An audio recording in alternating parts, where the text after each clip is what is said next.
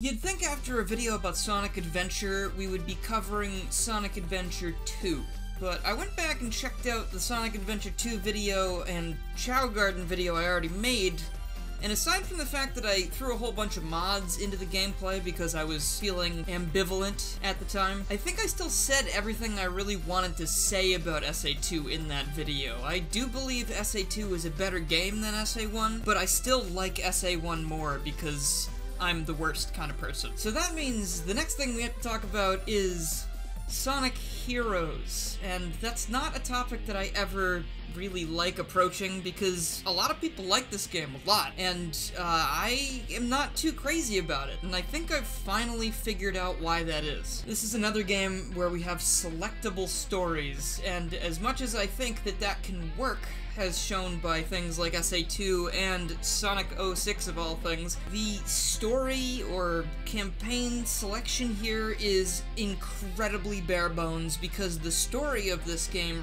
really isn't anything to write home about. There are only a couple cutscenes per campaign, and then there are some like in-engine just funny moments with the gang every so often, but the plot really boils down to like Sonic and friends are going to stop Eggman, Shadow and friends are going to... oh, sorry, maybe they're not friends according to Sega. Shadow and acquaintances are also going to find Eggman, I believe, because Omega's mad he was locked in a room and Shadow doesn't have his memories. Shadow's back also, by the way. I might have glossed over that. What's he doing here? He died. Remember, it was only his character development that died that day. Team Rose are actually looking for Team Sonic because they think that Sonic stole one of Cream's Chow friends, and also Froggy, and they don't question this for some reason. In fact, they actually roll up and try to beat Sonic up at one point, and then I think they just keep going because they assume that Eggman has Froggy and Chocolo. Team Chaotix actually have, I think, the best story aside from Team Dark, because they are a detective agency, so that means they're solving a mystery, and the mystery is, who's this guy on the speaker, and why does Eggman have him locked up in a room? But also, their story is bogged down by some of the dumbest things I've seen in a Sonic game, aside from fishing. I mean, if you just look at this list of levels I'm looking at, so I remember what to talk about, get to the goal ring, get to the goal ring, get to the goal ring, find 10 hermit crabs. Does Vector work at Petco on the weekends? The fact that the teams only play slightly different from each other and they all go through the exact same levels with very little changes makes this game absolutely a slog to 100%. I like playing some of the levels in Team Sonic, Team Dark's pathways. I think they're fun to experience in some cases, but then once I finish with them, I really don't want to play the same levels again, except easier with Team Rose, and playing them first also makes things feel like a slog because it's so easy, it doesn't feel like it's worth doing. So with 3 stories that are basically just difficulty options, I would have liked it if they really just let me pick which one I wanted to make, like, the canon playthrough and then do Team Chaotix on the side, I guess. But I don't think that's my biggest problem. That is certainly the second biggest. Sorry, I'm starting to get nervous because I know people are going to be mad at me for this. I can't stand how this game controls. I think this game's controls are the #1 reason why I can't enjoy it. I have done just about everything I can do to try and enjoy this game. Like, I've played it maybe 4 or 5 times now through Sonic's story at least, not the entire game. I've only finished it in its entirety twice. But playing through Sonic's campaign, I do have moments where I enjoy playing. Like, I really like the first couple zones. I think the final zone is absolutely amazing, and it's like a spectacle. It's one of those things that I look forward to when I pick this game up. But there are some zones in the middle, like Frog Forest and Rail Canyon. This is how I discovered my problem with the game, because I knew the game was slippery to control and felt sort of awkward compared to Sonic Adventure 1 and 2, but I didn't realize that that weighed on my perception of the game so much. Some of the games that I enjoy more than anything else are games where just moving around in the world feels good. Like, boot up Super Mario 64, I can run around in the courtyard, do some triple jumps, long jumps, slides, whatever, and I feel like I'm on top of the world. Like, it's almost like an activity in itself to just be in that world moving around. But when a game's controls kind of suck, it makes me sad because there's so much about this game I like. I love the visuals. I love how cartoony they made the world. Like, I think the models are fantastic too, and some of the animations are really funny. The CGI cutscenes are really, really cool, and I think the voice acting is probably the best we've had out of this classic cast. It's not enough to stop me from feeling how gross this game handles. It's like the entire game takes place on ice. I don't even think I mind the team mechanic anymore. That used to be something I said I didn't enjoy because I kind of just wanted to go fast and play as Sonic. But finding the best times to switch back and forth between each character and keeping up the pace of the level does feel pretty good. So I wouldn't say necessarily that I hate that. It's just, again, how they feel to control. That doesn't show too much in Seaside Hill and Ocean Palace, though. I think these stages are really well designed and they're fun to run through. They took out the spin dash and they replaced it with this thing called the Rocket Excel that I know I'm probably just doing it wrong, but feels like it only works like a quarter of the time you press the button. At least you get new cool moves though, like the tornado attack with the main speed character, which can knock enemies off balance and remove their shields and stuff. Of course, that usually doesn't stop me from just switching to Knuckles and utterly decimating everyone, but that's what the first stage is for. You're supposed to feel powerful. The music here is unreal as well. Like, the music in this game as a whole, this has got to be one of the best Sonic soundtracks. It's hard to say that because every game sort of has that vibe, right? What's your favorite Sonic soundtrack? You, the one listening right now, comment. I genuinely don't even think the Chaotix mission for this stage is that bad. Like, there are enough crabs around the stage that you can find a couple of them without being super put off the main path. But again, I think even if it would have taken them longer to develop, it would have been more fun if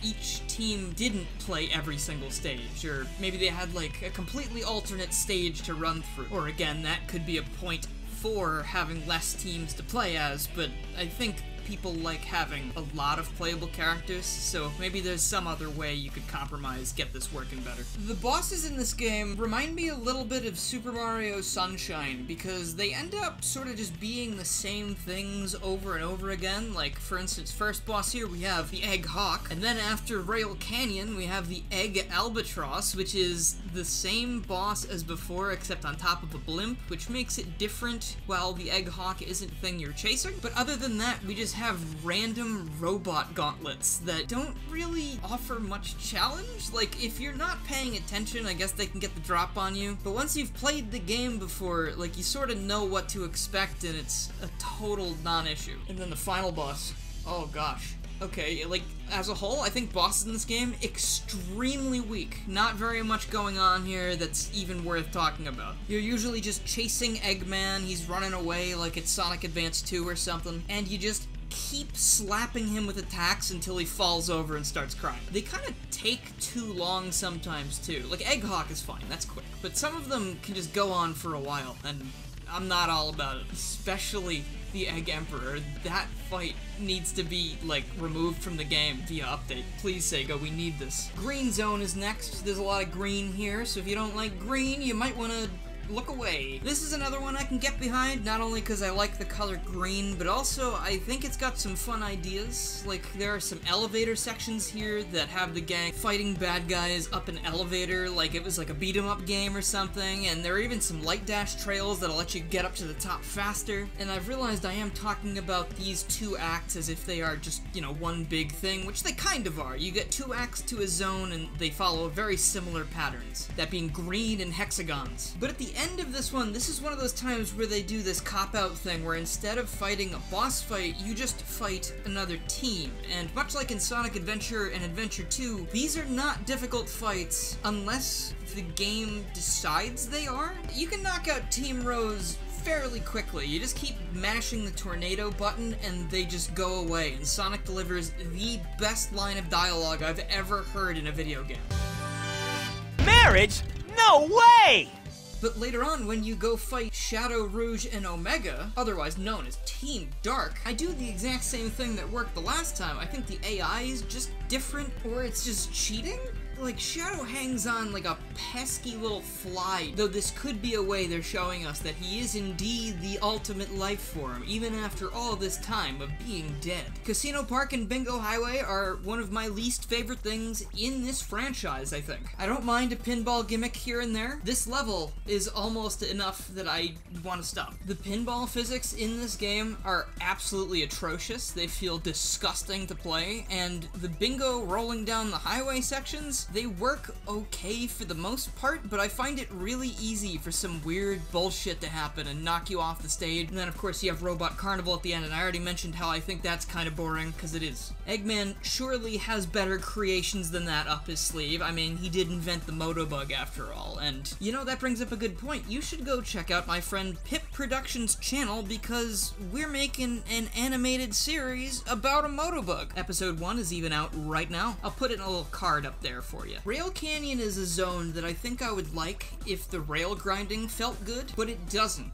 It just feels like either mashing the B button to make your guys do funny little hops, which is at least entertaining, or holding down the B button when you are going down and you kind of get a little bit more speed. There's just not much going on here aside from switching between rails and doing all of these really lame puzzle things and switching rails on and off. I think I enjoy the parts inside whatever compound that is where you're destroying the trains. That's probably my favorite part of this whole situation. And it ends with Egg Albatross, which I think is actually a step up from the zone itself. I mentioned that it's just carrying the Egg Hawk around, but before that you're able to attack a lot of different points on the Albatross, so you're able to like take out the cannons if they're giving you the most trouble, take out his satellite dish so he can't watch cable up there while he's laughing at you, and then the Egg Hawk comes down and you just beat it up, and it's actually weaker than it was before because I guess the devs had some mercy. And now we finally come to Frog Forest and Lost Jungle, levels that I should love above all else because I absolutely love frogs. They are perfect little guys. Except here, they cause shenanigans in this stage, and I've had enough of it. You get green frogs that grow plants, and then you have these absolutely awesome looking red, blue, and black frogs that cause plants to wilt and fruits to fall off trees and bounce around and hurt you. And it's not any of these frogs' faults that this is happening, I don't think. I think they just see Sonic and they go, ooh, Sonic, and then it starts raining. Alternate theory, these are the gods of these places, and we are intruding, so we do deserve their judgment. So I lied, I do like the frogs now that I've talked about them for a second. But the stage design here is abysmal. I think this is one of the worst levels to play in this entire game. I think all of the weird textures they chose for this place make the level look really ugly, and with the exception of these moments where vines are growing and Sonic and Co are like grinding the vine while it's still sprouting, which I think is incredibly cool, everything just feels so weirdly slapped together. Like, nothing feels, I don't know if I want to say, like, genuine? Like,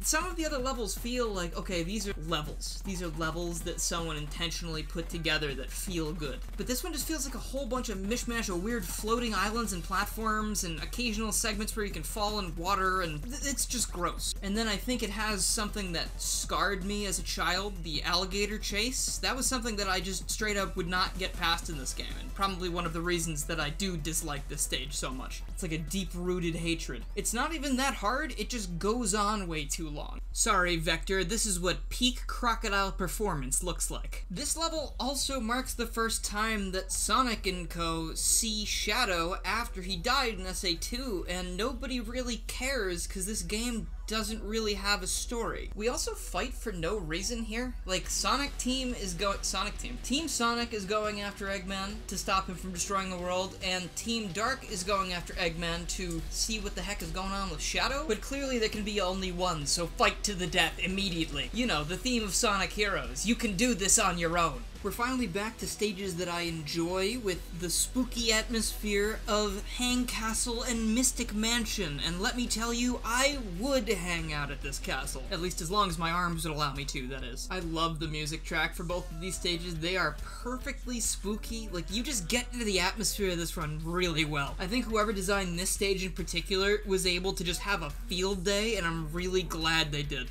There's a lot of, like, switching gravity up and down, and going down weird pillars to get to new sections of the castle, invisible pathways with torches lighting the path that you have to take so you don't fall, and there's all these weird skeletons always poking their heads around corners, and it's like, oh, what is going on here? Are we even safe in this location? Probably not. The dead are alive! Maybe that was Shadow's ghost. I don't know. Ghosts and skeletons are real in this world. Even though I really enjoy this one, aside from, like, the trolley sections or whatever, this stage has a robot storm at the end of it instead of a real boss fight. And just thinking out loud here, since the last 2 Eggman bosses have been based off birds, why don't we have the egg vulture here? Because vultures go after dead things usually, and this is a spooky level. So we could have had a nice little vulture boss, Egg Vulture. Swoops down, pecks out your eyes. Finally, the gang reaches Egg Fleet, and this is, I think, one of the coolest levels in this game, because you're running through the skies over Eggman's battleship battalion,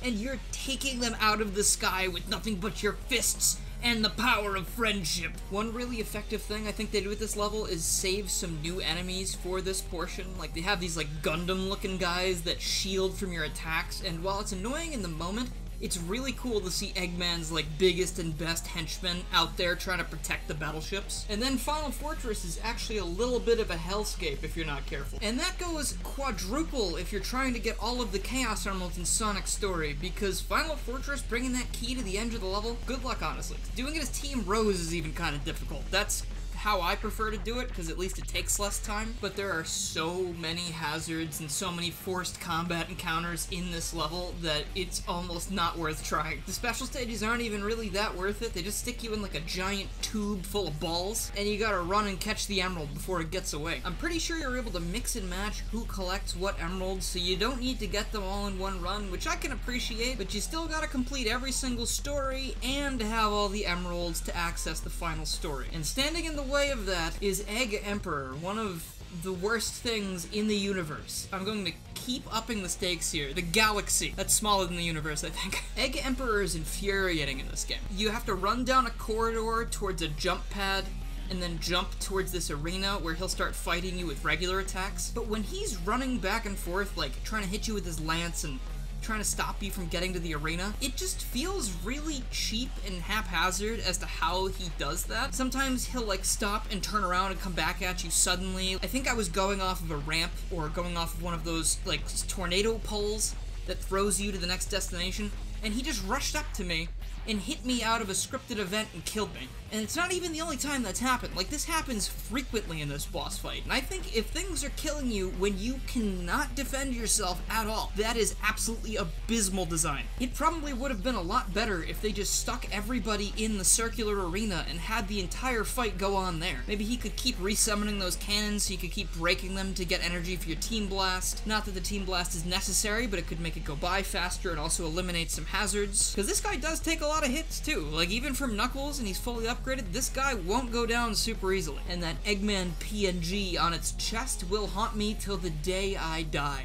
I'm not really sure how this works from like a lore perspective, because everyone fights Egg Emperor. I don't know if everyone has their own separate Egg Emperor, because spoiler, at some point during each story, Metal Sonic's shown up and been like, I'm copying your data, and it doesn't really mean anything at the time. But once all the emeralds are collected and all of the heroes have finished their stories, Metal Sonic shows up and turns into a dragon for some reason. Apparently, the combination of all of the data from the Sonic heroes, let's call them, results in this. Hey, we'll take it. We'll do a Supersonic final boss fight, sure. All of the teams here work against Metal Overlord to weaken him a little bit, but then he still rises to full power, and Sonic decides to take Tails and Knuckles along for the ride, but everyone else, including Shadow, who could probably be a powerful ally, he'll just sit here and watch, that's fine. He's probably still trying to figure out that memory conundrum he's got going on. Damn. He's apparently also one of like 1 million Shadow androids, so is this the real Shadow? I guess we'll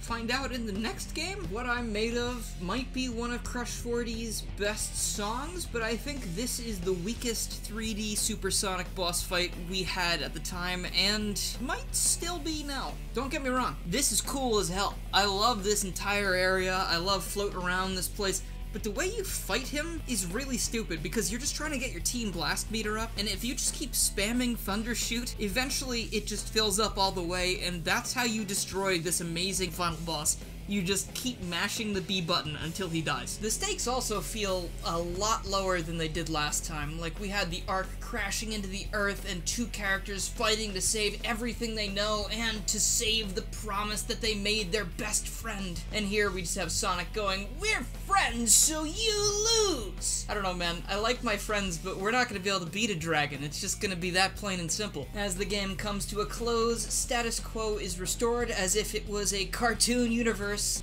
which I guess it is, and we get to rock out to the amazing main theme as the credits roll. This game is a really mixed bag for me. I dislike basically the entire middle chunk of the game starting at Bingo Highway, and I don't start having fun again until Hang Castle. So that's like a pretty big chunk of the game, like multiplied by 4, because you have to do it 4 times to beat the game. And the Team Chaotix missions, oh my gosh. They could have you in these levels for so much longer than you've ever wanted to be. I think this game is fundamentally flawed, like, from its base. Like, from the point where I'm just moving the control stick, something feels wrong when I play this. Couple that together with some weird design decisions and also some things that were probably rushed, and this game is just not something I can ever say I enjoy as a whole. Like, I don't think any of the times I ever said I dislike this game or I hate this game was too harsh. I think there are plenty of reasons that I just do not vibe with this game. The game could have the best presentation and story in the world,